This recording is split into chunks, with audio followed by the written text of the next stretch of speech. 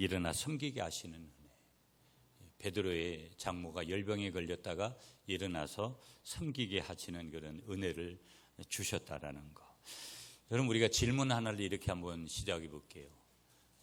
이제 우리 구미시도 어제 우리 구미시민교회에서 국회의원들, 시장님 여러 많은 분들 초청해서 우리 한 200명쯤 오셨는데 우리 신년교회를 했어요. 다양한 일들이 있고 여러분 일반적으로는 지방선거도 지금 있어서 우리에게 조금 관심이 없는 분들도 있지만 또 관심을 가져야 되는 그런 부분들이 또 이제 필요한 부분들도 있죠. 그게 정치 분야만 그런 게 아니라 우리 신앙의 여정도 가정에도 자녀들에게도 여러 가지들이 이제 그런 부분들이 있을 거예요. 이제 인생을 살다 보면 여러분 항상 좋은 날이 있지를 않아요. 오늘 민서한테도 오늘 문답을 하면서 그런 얘기했어요. 신앙생활을 하다 보면 교회를 섬기다 보면 여러분 사람한테 상처를 받기도 하고 여러분 좀 죄송하지만 목회자한테 상처를 받기도 하고 중직자들을 통해서 아니면 반대로 또 그렇게 상처를 받는 일들도 있고 다양한 일들이 있죠. 남에게 말할 수 있는 일도 있고 말할 수 없는 일들이 많고 어찌 보면 우리의 신앙생활은 사람에게 말하는 것보다는 하나님께 말할 수 있는 것들이 많아야 됩니다. 사람 말이 많은 교회치고 교회가 건강한 교회를 제가 보지를 못했어요. 그러니까 내가 말하고 싶은 거 교회에 와서 다 말하고 여러분 그렇게 하다 보면 상처만 남는 일이 훨씬 남죠. 내가 말하고 싶어도 내가 말할 수 없는 그런 고민 가운데 교회를 섬기고 신앙생활하는 일들이 훨씬 더 많아요. 그게 우리 신앙의 현장만 그렇게 했어요.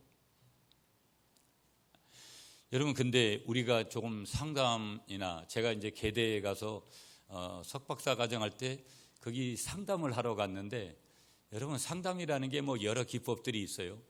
근데 사실은 상담의 결론이 복음으로 십자가의 보혈로 해결되는 거지 인간의 방법으로 인간을 창조하신 분이 해결하지 우리가 해결할 수 없는 거 상담의 기법이나 상담이 잘못됐다라는 거 아니에요?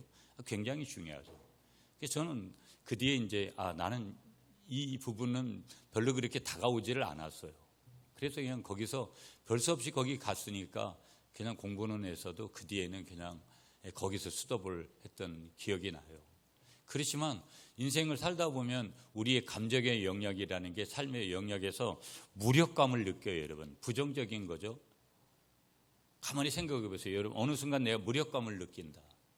어찌 보면 젊었을 때는 이게 조금 덜 이렇게 찾아와도 한 번쯤 어쩌다 찾아오기도 하지만 나이가 좀 드시고 그러면 이런 것들을 점점 많이 느끼고 점점 이 타이밍이 빨라지고 짧아지는 것들을 느끼잖아요. 이제 엊그제 그래가지고 조금 이렇게 컨디션 조절하고 여행도 다녀오고 그래서 조금 분위기를 바꿨는데 며칠 안 돼가지고 또 무력감에 빠지는 거예요. 신앙생활도 이런 무력감에 빠지면 신앙생활이 제바로 될 수가 없어요. 그래서 우리가 주일날도 컨디션을 아주 좋게 육적인 것도 영적인 것도 컨디션을 좋게 해와도 어떤 때는 여러분 남을 수용하기가 어렵고 내 자신을 받아들이기가 어려운 거예요. 오늘 이 시대는 더 그렇다라는 것을 제가 여러분들한테 누차 말씀을 드려요. 포스트 모더니즘이라는 이 단어를 통해서 무력감이라는 거. 그래서 여러분 질병 때문에 무력감이 있는 거. 여러분들에게도 지병이 있고 저에게도 그럴 때 그 지병을 통해서 오는 그 무력감들이 있어요. 유전적으로 오는 어려서부터 가지고 있는 질병들이 있잖아요. 그 질병으로부터 오는 무력감, 병적인 거기 때문에 굉장히 참 어렵죠. 여러분 내가 누군가보다 덜 배웠고 내가 누군가보다 가난하고 내가 누군가보다 무언가가 좀 아킬레스건을 가지고 있다는 이 약함에 대한 부분들의 영역이 드러나 있을 때 병들어서만이 아니라 여러분 어떤 그런 질병의 문제도 약함의 문제도 우리에게 뭘 가져다 주냐면 무력감이라는 것을 가져오는 거예요.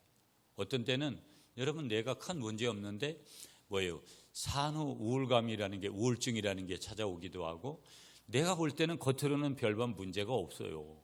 그런데도 내게 무력감이 찾아오는 거예요. 그때 얼마나 힘들어요.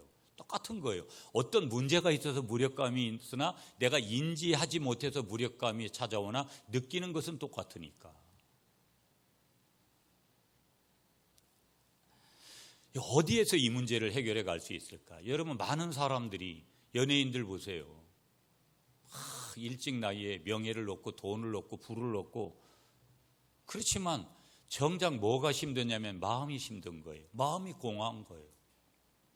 아무리 많이 가지고 있고 좋은 차 타고 좋은 집에 사고 좋은 음식을 매일 날마다 먹고, 여러분, 좋은 음식도 하루아침이지.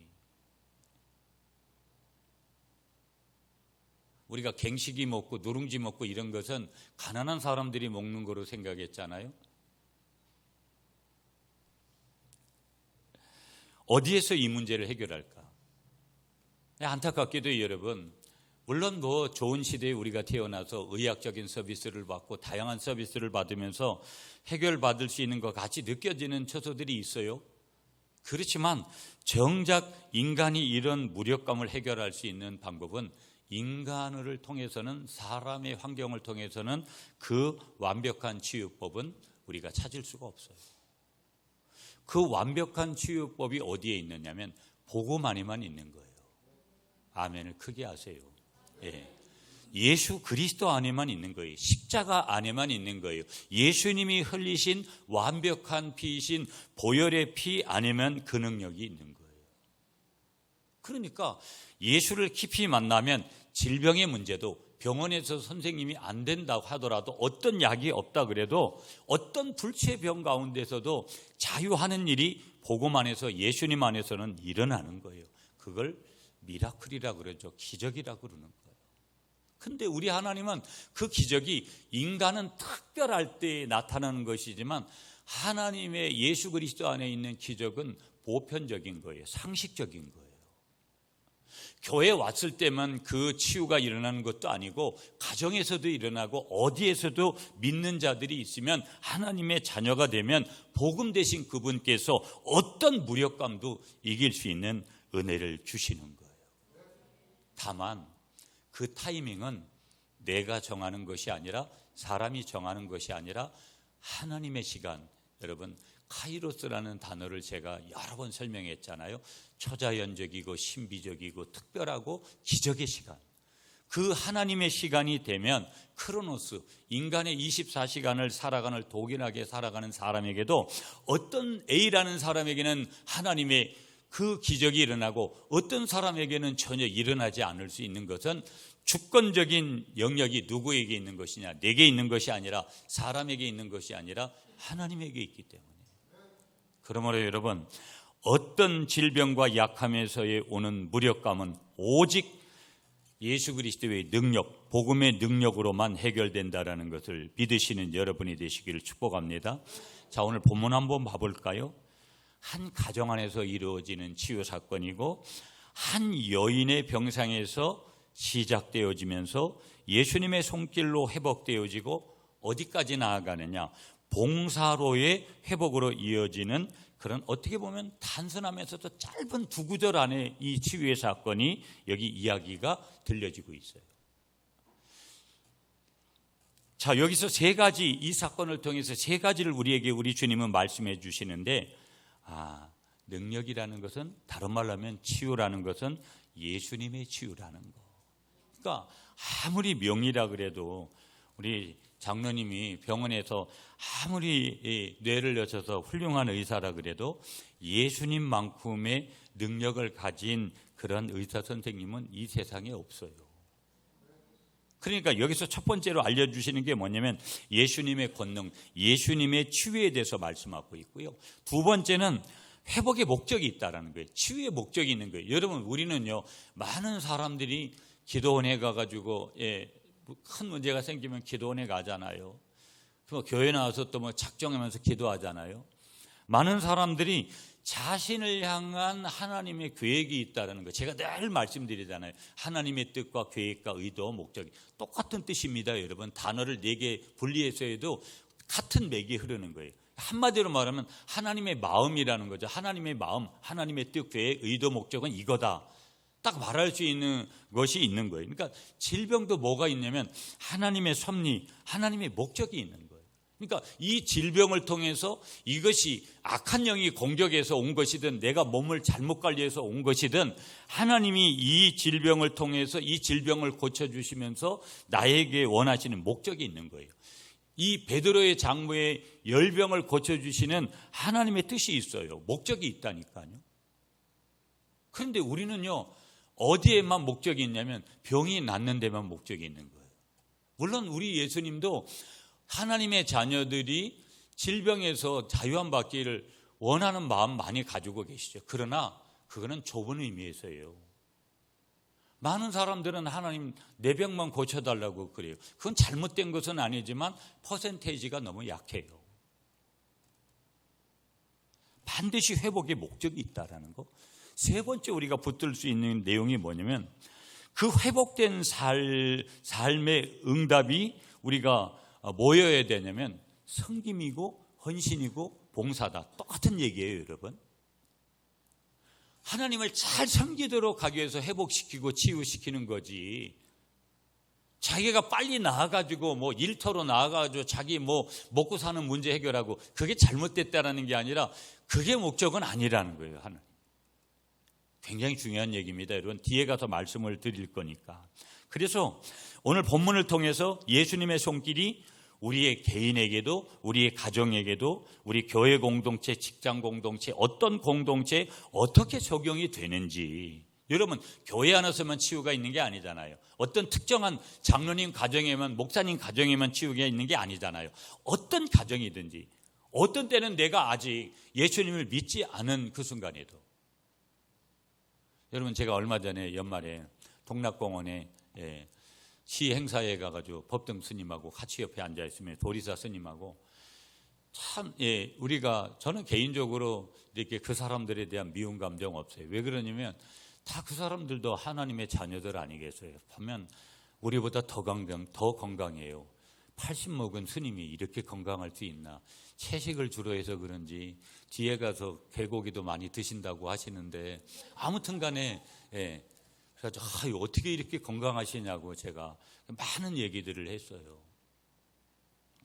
무슨 얘기냐면 교회 안의 사람이나 교회 밖의 사람이나 다 하나님의 사랑하는 주님의 자녀들인 줄 믿습니다. 그래서 교회 안에서만 치유가 일어나는 게 아니라 여러분이 차를 타고 가는 상황에서도 어떤 상황에서도 주님이 여러분들을 만지시면 여러분들에게 치유가 임하는 줄 믿습니다. 그래서 우리의 삶에서 회복이 주는, 치유가 주는 영적이면서도 실천적인 의미. 아까 그 실천적인 의미가 뭐라는 거예요? 바로 우리가 그런 질병에서 나음을 입고 치유를 받고 그러면 하나님께서 은혜를 주시면 반드시 몸을 들이고 시간을 들이고 물질을 들이는 봉사의 자리로 가는 것들이 매우 중요하다라는 거. 자, 오늘 우리가 보는 이 마태복음 8장은요, 예수님의 권능 사역의 현장을 보여주는 장면들이 연달아 나와요. 여러분, 1절부터 시작하는 내용들은 나병을 고치시는 그 사건이 나오고 또 그 다음에 계속해서 이어지는 내용이 백부장의 종을 치유하는, 그리고 그 백부장의 믿음을 갖다가 칭찬하는 그런 내용이 나오면서 오늘 14절 15절을 봤지만 17절까지의 내용을 보면 베드로의 집에서의 치유 사건이 나오고 예수님께서 다양한 질병을 치유하시는 예수님의 사역을 제시하세요. 여러분, 오늘 우리가 봉독하지 않은 16절을 한번 볼게요. 16절 말씀을 여러분이 읽으세요. 시작.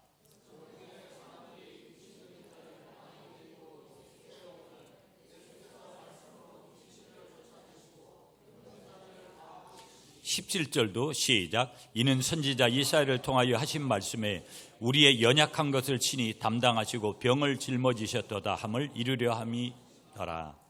하심이더라. 여러분 보세요. 요즘은요, 그 혼의 문제가 있는 영혼의 문제의 질병을 앓는 사람들이 참 많아요. 육신의 질병도 많지만 여러분, 영적으로 잘못된 분들 굉장히 많습니다.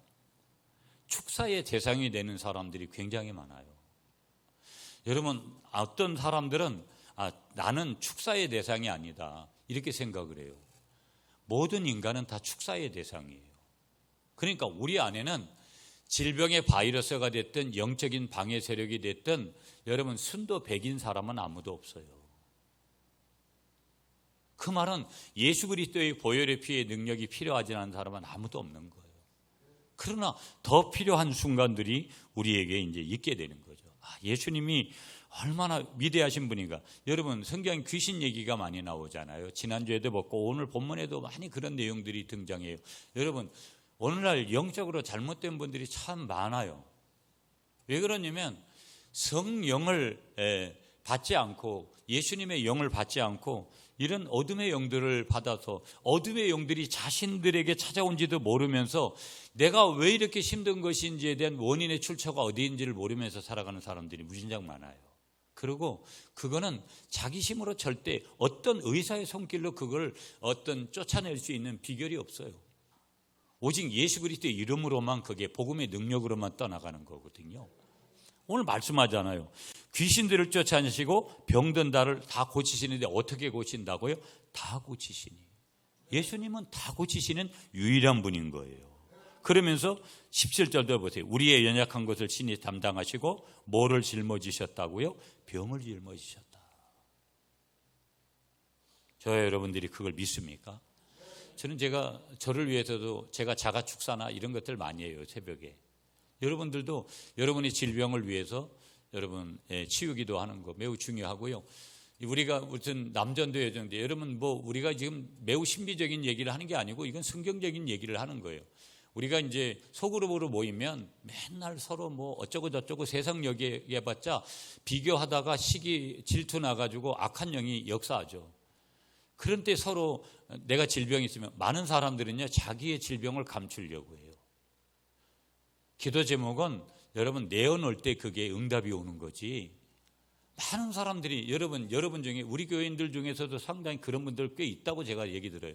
자기의 가정의 치부를 드러내는 걸 싫어하는 거. 물론 여러분 그 치부의 문제가 기도 제목을 넘어서 너무 지나친 거라면 조심스러운 거잖아요. 제가 얘기하는 것은 그렇지 않고 적어도 하나님 앞에서 기도 제목으로 어떤 것이든지 내어놓을 수 있잖아요. 그런 거를 굉장히 꺼려하고 자기 집 문제, 자기 집 자녀들 문제, 여러 가지 그런 문제를 꺼려하는 거. 여러분 치유받기 쉽지 않아요. 자기는 하나님 앞에서도 드러내기를 싫어하는 거예요. 하나님은 드러낼 때 치유하시는 거예요. 고백할 때. 근데 그런 걸 자꾸 감추는 거예요. 신앙생활은요 그런 데서 자유한 거예요. 물론 여러분 무슨 바람핀 그 얘기하고 이런 얘기 할 수 없잖아요.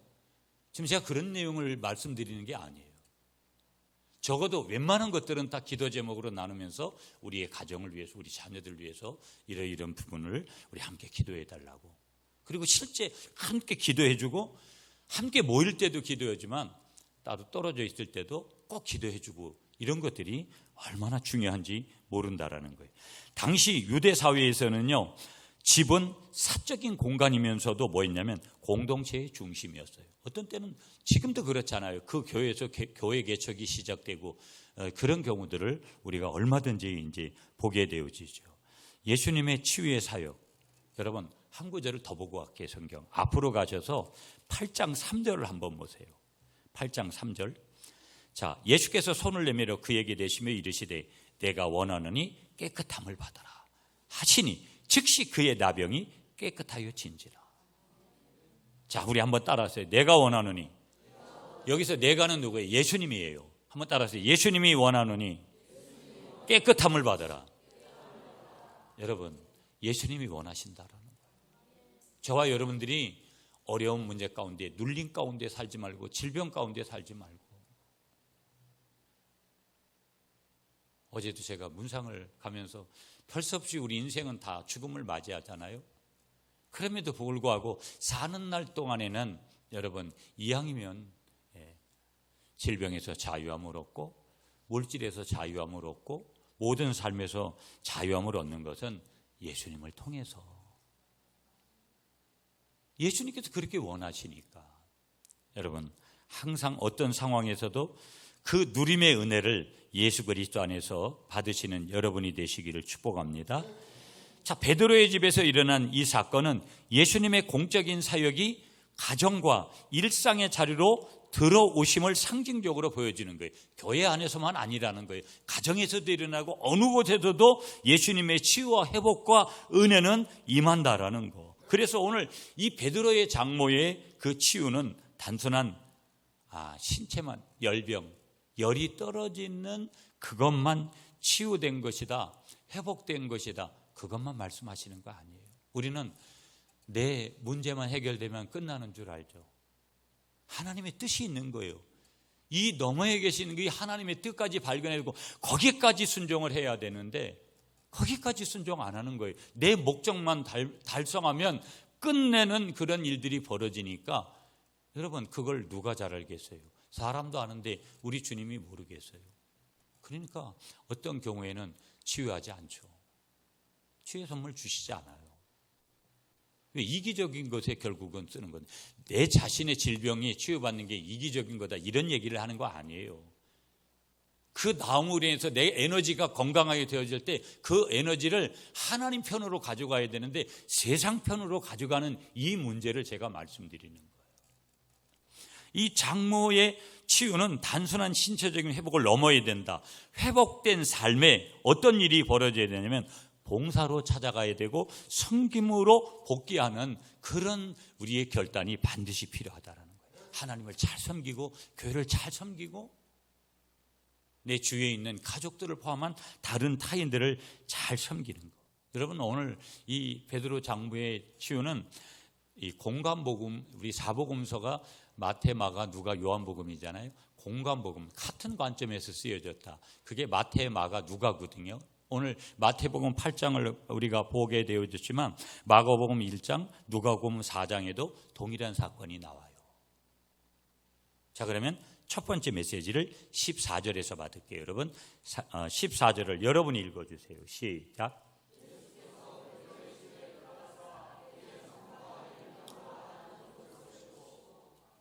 아멘입니다. 자, 우리 한번 따라하세요. 예수님의 임재는 병든 자에게 직접 찾아오시는 은혜입니다. 자, 보세요. 오늘 14절을 보시면 베드로의 집에 들어가사 그리고 누굴 봤습니까? 그의 장모가 열병으로 앓아 누운 것을 뭐 했다? 보셨어요. 그리고 15절에 그 열병을 치유하시고 끝내시는 거예요. 예수님이 오셨잖아요. 임재하신 거잖아요. 예수님이 저와 여러분들에게 임재하시면 병든 자에게 직접 찾아오시는 뭘 주신다? 치유의 은혜를 주시는 분인 줄 믿습니다. 예수님은 구원자죠. 히브리식 이름이에요. 예수는. 헬라식 이름은 예수아죠. 예수아. 그러면 여러분, 이 이름에는 뭐예요? 메시아적 구원자라는 그런 뜻이 예수라는, 예수 그리스도라는 것은 구원자니까 그 이름 속에 있는 거예요. 거기 들어가사, 옛날 개역 성경은 들어가시니, 예수님의 임재를 얘기하는 거예요. 예수님께서 인간들이 행하는 생활의 공간, 거기 집으로 오신 거예요. 교회로만 오신 게 아니라. 어떤 교부는 예전에 이런 얘기를 했어요. 교회 밖에는 구원이 없다. 그렇지만 그런 거 아니잖아요. 물론 그분이 그렇게 말씀하시는 의도가 어떤 것인지가 나와 있는데, 교회 안에도 교회 밖에도 어느 곳에든지 예수님의 임재가 있고 예수님의 구원의 역사가 있다라는 거. 여기 장모는 뭐 여러분 어떤 관계인지 여러분들이 잘 아시잖아요. 그러니까 예수님의 치유가 개인적인 치유를 넘어서 가정 공동체까지 이렇게 들어가고 있다라는 것을 보여주는 거예요. 근데 이 장모님이 병명이 뭐예요? 열병이에요.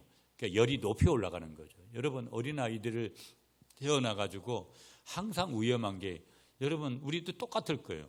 환자로 있을 때 열이 높다, 열이 펄펄 끓는다, 이건 굉장히 위험한 거잖아요. 지금 열병에 들은 거예요. 예수님의 사역, 예수님께서 지금 치유 사역을 하시는데 베드로의 장모님을 고쳐주시는데, 예수님의 사역은 거리에서만 이루어지지도 않고 교회 안에서만, 회당에서만 이루어진 것이 아니라 가정에서도 이루어지고 일상의 자리로 들어오신다라는 사실을 보여주는 거예요. 나는 장로가 아니니까, 나는 목사가 아니니까, 나는 권사가 아니니까 나는 예수님이 치유를 해줘도 늦게 치유해 주실 거야, 그런 예가 없다는 거예요.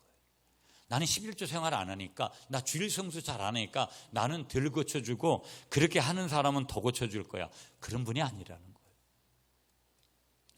환자 곁에 직접 찾아오시는 주님은 우리의 가장 가까운 실존적인 필요를 아시고 만나주신다. 뜻하지 않은 곳에서, 여러분, 제가 늘 그런 얘기를 해요. 여러분의 예배가 가벼운 예배가 되지 않아야 되는 것은, 여러분, 제가 늘 거치대 현수막은 예배에 대한 문구를 콕 넣어요.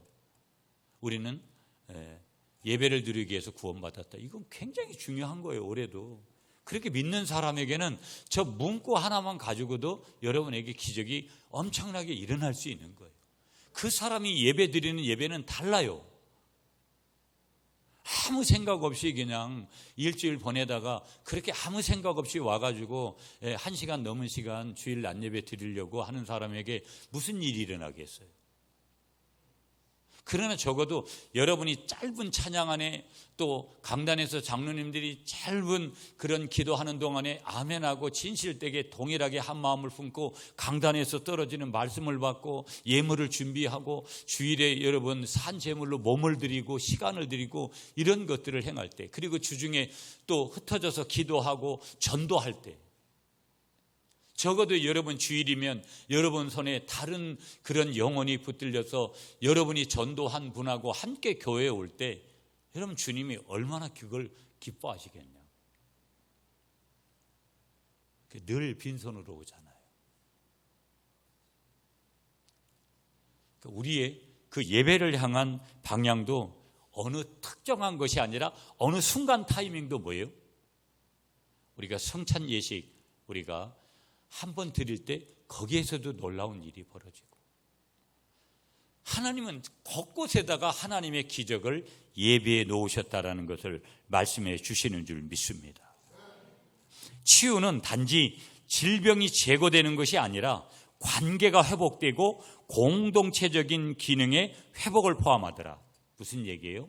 봉사 안 하던 분이 봉사하고, 아니 저렇게 예수를 믿고만 집에 와서 가정에서도 남편이 달라졌다, 아내가 달라졌다, 자녀들에게도 달라진 모습을 그렇게 보여주는 것, 섬김의 모습을 보여주는 모습으로까지 반드시 나가야 된다. 그래서 병든 자를 우리가 단지 돌봄의 대상으로, 누군가가 불편함을 느끼는 사람에게 단순히 저 사람을 돌봐야 된다는 돌봄의 대상으로 우리가 보는 것도 중요하지만, 주님의 임재가 필요한 영적인 대상이라는 것을 항상 기억하면서 기도와 돌봄으로 함께 나아가는 것들이 얼마나 중요한지 모른다라는 것. 가정 내에서 아픔을 당한 우리의 이웃들이 있을 때 교회 공동체가 집으로 들어가서 예수님의 임재를 전하는 실제적인 사역, 그분을 위해서 가서 기도해주고 그분을 방문해주고 그분을 돌봐주는 그런 실천적인 모습들이 얼마나 중요한지 모른다라는 거예요. 여러분, 오늘 본문이 마가복음 1장 30절에는 또 베드로의 장모가 열병으로 누워있는 것을 보고, 누가 봤어요? 예수님께서 보시고 그 장모님의 열병을 치유하신 줄 믿습니다. 야고보서 5장 14절에 말씀을 주세요. 너희 중에 병든 자가 있느냐? 그는 교회의 장로들을 청하여 그들로 기도하고 기름을 바르라. 여러분, 여기에서 장로는 여러분 목회자를 얘기하는 거죠. 또 어떤 의미에서는 우리가 만인 제사장이 이 시대에 여러분 꼭 목사님이어야 되느냐, 장로님도 권사님도 여러분들도 누군가를 위해서 손을 얹어야 되느냐 안 얹어야 되느냐, 뭐 그런 논란을 떠나서 중요한 것은 우리가 그 믿음으로 누군가를 위해서 기도하는 거, 그렇게 하라고 말씀하시니까 그때 책임은 누가 지신다? 주님이 지시는 줄 믿습니다. 열왕기하 5장에 가보면 여러분 나아만 장군이 나병에서 회복받는 사건이 나와요. 그런데 보세요 여러분, 나아만 장군은 요즘은 한센병이다, 뭐 나병이다 이렇게 해석을 하지만 옛날은 문둥병이라고 해석을 했어요. 문둥병에서 물로 씻음을 받음으로 회복되어지는데 제사장과 하나님께 그렇게 돌아와서, 왜? 이 병은 제사장에게 이제 확인을 받아야 되는 질병이니까. 치유는 뭐가 돼야 되냐, 무슨 계기가 돼야 되냐면, 이 치유는 반드시 그게 뭐 질병이든 마음의 어떤 관계의 어떤 문제든 다 뭐냐면 회심할 수 있는 계기가 되고 감사의 계기가 돼야 될 줄 믿습니다.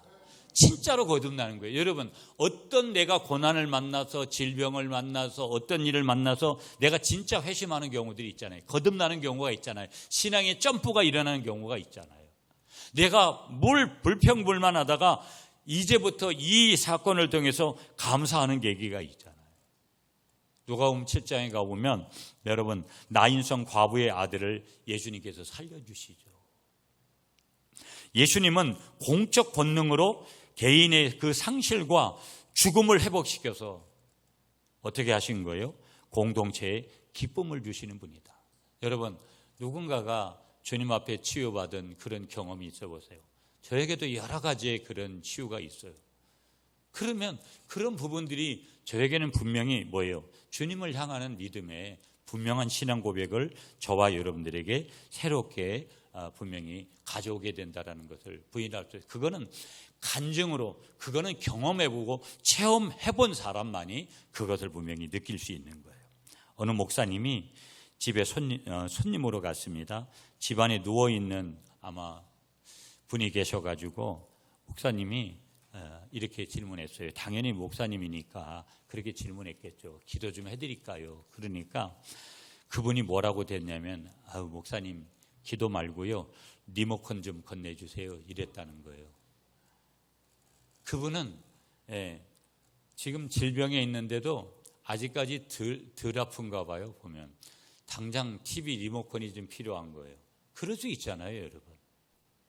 무슨 얘기를 드리고 싶냐면, 우리가 기도로 먼저 응답을 해야 될지 아니면 일상적인 그분의 필요에 돌봄으로 응답해야 될지는 어떤 때는 우리가 지혜가 필요한 거다. 그러나 중요한 것은 뭘 우리에게 말씀하는 거예요? 예수님이 우리에게 오시면 병든 자에게 직접 찾아오시는 그런 은혜다, 이 은혜는.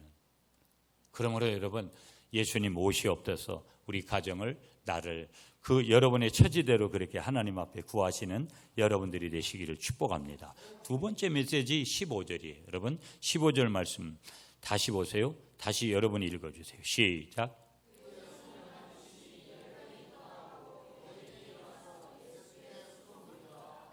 아멘. 예수님의 치유 방법이 거기 나와요. 그 예수님의 치유 방법은 예수님의 만지심의 권능이에요. 한번 따라하겠습니다. 예수님의 치유 방법은 예수님의 만지심입니다. 여러분, 거기 어떤 단어가 나와요? 만지시니. 그 다음에 만지시니까 어떤 일이 벌어져요? 떠나고. 뭐가 떠났어요? 열병이 떠났다 그랬어요. 옆에 계신 분 한번 만져보세요. 남의 여자분 만지지 마시고, 남의 남자 만지지 마시고, 만져보시라고요. 동성끼리. 아무 일도 안 일어나잖아요. 참. 제가 여러분 만져도 아무 일도 안 일어난다니까, 이렇게 한다고. 예수님 만졌는데 무슨 일이 일어났어요? 열병이 떠나갔다니까요. 이걸 믿습니까? 안 믿으면 성경 모든 게 안 믿어지고, 믿어지면 성경 모든 게 믿어지는 거예요. 이게 영적인 원리인 거예요. 예수님의 치유 방법은 뭐라고요? 예수님의 치유 방법이 다양합니다. 그런데 오늘 열병이 치유되는 것은 만지시는 거예요.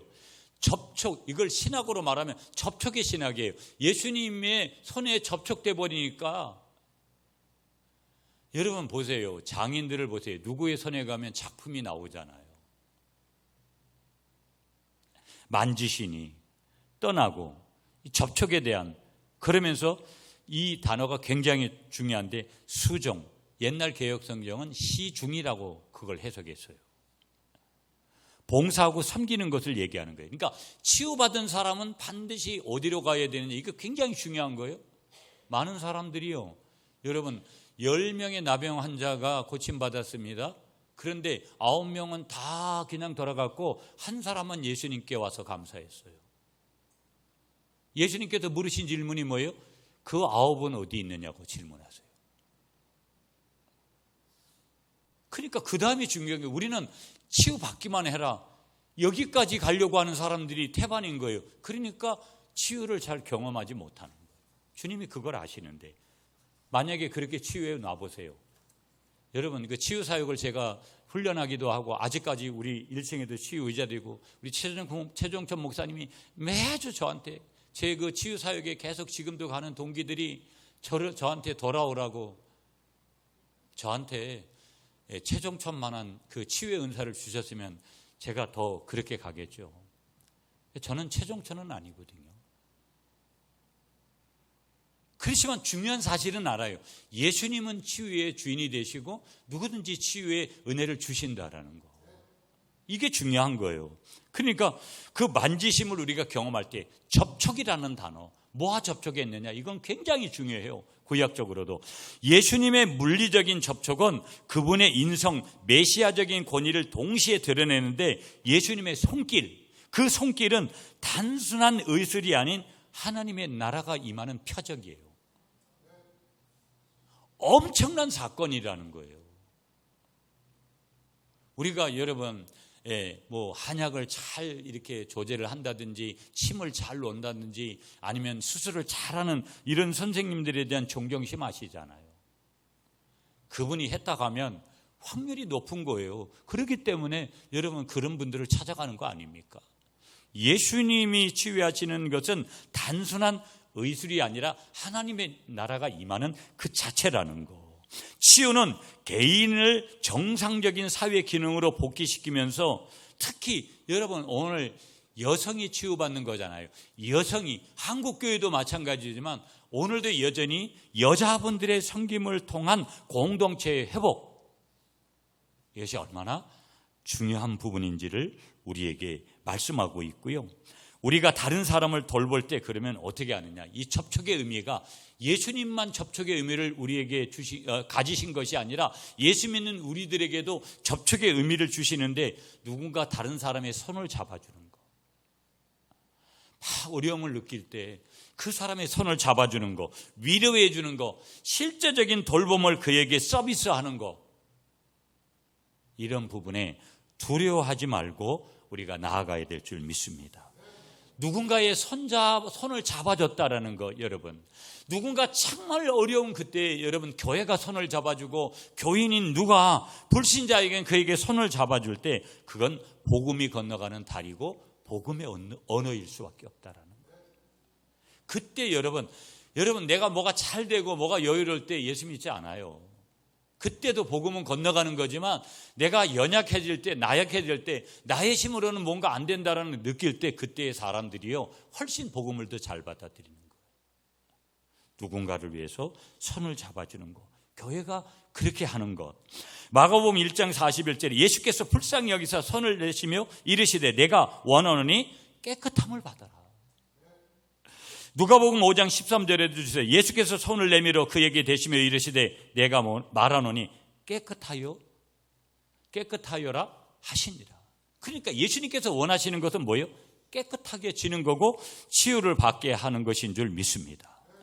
마가복음 1장에도 예수님께서 손을 대시니까, 말씀하시니까 거기에서 나병 환자가 치유받게 되는 거예요. 주는 나를 기르시는 목자요, 나는 주님의 귀한 어린 양, 푸른 풀밭 맑은 시냇 물가로 나를 늘 인도하여 주신다. 주는 나의 좋은 목자, 나는 그의 어린 양, 저를 따라 꼴을 먹여 주시니 내게 부족함 전혀 없어라. 아멘이시죠? 예수님의 치유 방법은 예수님이 만져주실 때, 저와 여러분들이 예배 드릴 때, 저와 여러분들이 어떤 상황이 있든지 주님이 만져주시면 권능이 임하고, 그런 접촉이 임할 때 여러분에게 기적이 일어날 줄 믿습니다. 한 가지만 짧게 보고 마칠게요. 15절에서 보시면 여기 이런 말씀이 있어요. 거기 15절 말씀 다시 한번 볼게요, 여러분. 그의 손을 만지시니 열병이 떠나가고 여인이 일어나서, 그 다음 말씀이 중요해요. 예수께 뭘 들더라? 수종을 들더라. 우리 한번 따라하겠습니다. 회복의 열매는 섬김입니다. 무슨 얘기냐? 내가 은혜를 받았어요. 치유의 은혜를 받으면 그 다음에 어떻게 응답을 해야 되냐? 감사함도 할 수 있고, 내가 교회 봉사 안 하던 분이 교회 봉사하고 찬양대에 안 서더니 오늘 그래도 몇 사람이 더 오니까 소리가 틀려요. 이게 찬양, 저는 뭐 음악을 잘 모르지만 몇 사람이 더 와도 소리가 이렇게 틀려지는 거예요. 그러니 여러분, 우리 명성교회나 이런 교회는 3,000명씩 찬양대 서가지고 그럴 때 전교인이 찬양대가 서가지고 찬양대 복을 입고 그렇게 찬양하는 경우들이 있잖아요. 1년에 몇 목씩. 얼마나 웅장하고 화려하고, 그 찬양을 받으시는 우리도 그렇게 감동인데 하나님은 어떻게 하시겠어요? 그러니까 받은 은혜에 대한 응답, 회복의 열매는 뭐라는 거예요? 섬기는 거예요. 여러분, 내가 치유를 받고 나면 반드시 뭘 해야 되느냐? 몸을 들이고 시간을 들이고 물질을 들이는 거, 이게 얼마나 중요한지 모른다라는 거예요. 그러니까 내가 그 순간은 남을 위해서, 많은 사람들이 여러분 남을 위해서 살지 않습니다. 나를 위해서 살기도 힘들다고 말하면서 끊임없이 나를 위해서 살려고 하는 거예요. 하나님은 그걸 바꾸고 싶어 하는 거예요. 남을 위해서, 주님을 위해서 사는 법을 가르치시는 거예요. 그래서 내가 질병을 통해서, 고난을 통해서, 아픔을 통해서, 연약함을 통해서 남을 위해서 사는 법을 하나님이 가르치시는 거고, 어떤 루트를 통해서, 그리고 치유하셔서, 왜 치유하시느냐? 왜 내가 치유를 받는 것이냐? 하나님을 위해서, 사람을 위해서 시간을 드리고 몸을 드리고 물질을 드리는 특별한 사람으로 살도록, 두 번째로 선교의 사람으로, 변화된 은혜의 사람으로 살도록, 그렇게 우리를 무엇을 통해서, 질병을 통해서, 사건을 통해서, 환난을 통해서, 어려움을 통해서 우리에게 일어나고, 이 베드로의 장모가 열병에서 자염을 얻듯이 일어나게 하시는 은혜를 우리에게 주셨을 때, 그 은혜를 받았다면, 나를 이렇게 세우신 은혜를 받았다면 하나님을 잘 섬기고 헌신하고 이웃들을, 교회를 잘 섬기는 것은 뭐 하는 것이다? 마땅한 줄 믿으시는 여러분들이 되시기를 간절히 축복합니다.